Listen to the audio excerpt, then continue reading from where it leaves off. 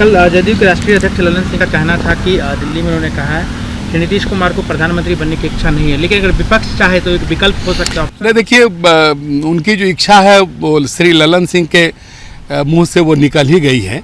वो उसी इच्छा के कारण उन्होंने गठबंधन को तोड़ा भी है, क्योंकि उन्हें पता था कि यहाँ स्कोप या वैकेंसी नहीं है। लेकिन इस तरह के महत्वाकांक्षा को ध्यान में रखकर बिहार को किसी ऐसे दिशा की ओर धकेल देना, अंधेरे सुरंग की ओर धकेल देना, जहां बिहार आज कराह रहा है, बिहार आज तड़प रहा है, बिहार के लोग अपराधियों के गोलियों के शिकार हो रहे हैं। आखिर यह क्या है? आखिर नीतीश जी क्या चाहते हैं? प्रधानमंत्री बनने के चक्कर में ये बिहार के लोगों की बलि कब तक होती रहेगी? बिहार कब तक अपराधियों के चंगुल में फंसा रहेगा? बिहार के आम लोग कब तक अपराधियों के हाथ मारे जाएंगे? ये तो जवाब उनको देना पड़ेगा।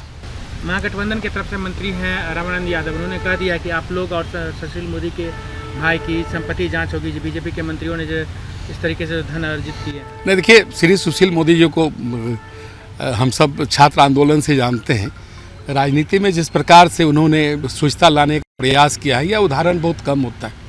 और इस तरह की बातें वो जिस दुर्भावना से उन्होंने आरोप लगाया हो, लेकिन आज तक कभी कोई सोच भी नहीं सकता है कि श्री सुशील मोदी जी इस तरह के जो बातें, जो आरोप है, वो उनसे उनका कोई दूर दूर तक लेना देना नहीं। एक अंतिम सवाल है सर कि जिस तरीके से तस्वीरें वायरल हो रही है सरकारी बैठकों की, आपके तरफ के भी बैठकों की भाग वायरल हो रही है और राजद की तरफ की भी हो रही है, कैसे देख रहे हैं इसको?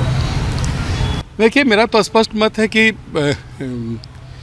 जो तस्वीरें आ रही है, ये इस तरह की गतिविधियां बंद होनी चाहिए। रिश्तेदार या कोई राजनीतिक सलाहकार इस तरह के बैठकों में जिस प्रकार से वो जा रहे हैं, ये सिलसिला बंद होना चाहिए।